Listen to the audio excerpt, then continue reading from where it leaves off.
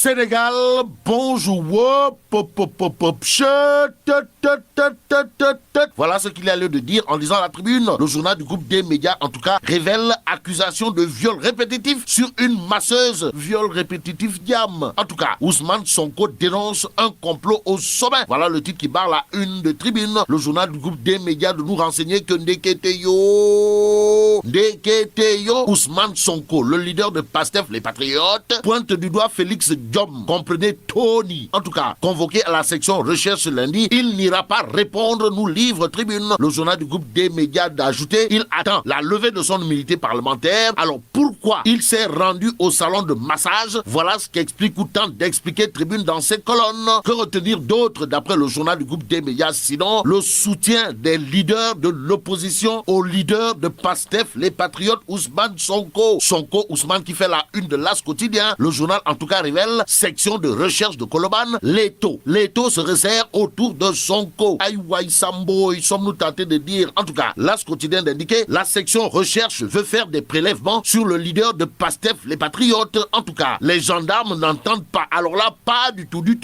le cueillir chez lui pour le moment. À l'instant, l'As quotidien note la gérante du salon de massage libre, mais suspendue à la décision du procureur. Qu'à cela ne tienne, l'As quotidien nous livre la déclaration Kourbaïfal et Mbolde Mouride, signée Ousmane Sonko, à savoir, je suis allé dans ce salon parce que je suis malade. Suffisant pour 24 heures. 24 heures quotidien de souligner Ousmane Sonko sur la supposée affaire de viol à l'encontre de la masseuse Adji Sarr, une machination politique au sommet. Dixit, le leader de Pastef, les Patriotes, 24 heures d'indiquer un parfum de règlement se dégage de cette affaire après la déclaration de presse du leader de Pastef. Que retenir d'autre sinon ce que révèle 24 heures, à savoir la raison thérapeutique pointée pour expliquer sa présence à l'institut de massage suite aux recommandations de ses médecins. Vrai ou pas? En tout cas, les Échos ce matin titre plainte d'une masseuse amateur contre Ousmane Sonko. Le très long week-end du leader de Pastef, les Patriotes, la patronne du salon n'a jamais été gardée. Elle vient d'accoucher d'une fille prématurée, explique les Échos. Le journal en tout cas note, Sonko a passé tout son temps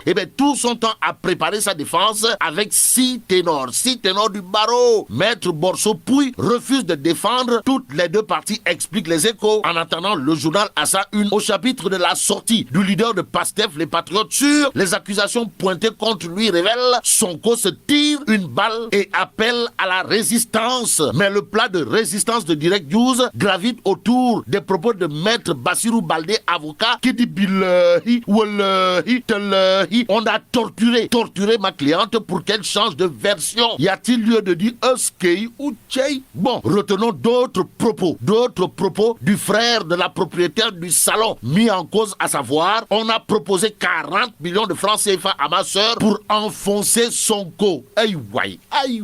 Bon, Direct News pendant ce temps barre sa une des propos du leader de Pastef, les Patriotes, sur l'affaire du salon de massage, à savoir, j'accuse nommément Macky Sall. Ça veut dire quoi? Eh bien, ça veut tout simplement et tout bonnement dire, d'après Ousmane Sonko dans Direct News, que le seul et unique responsable de cette histoire, c'est Macky Sall.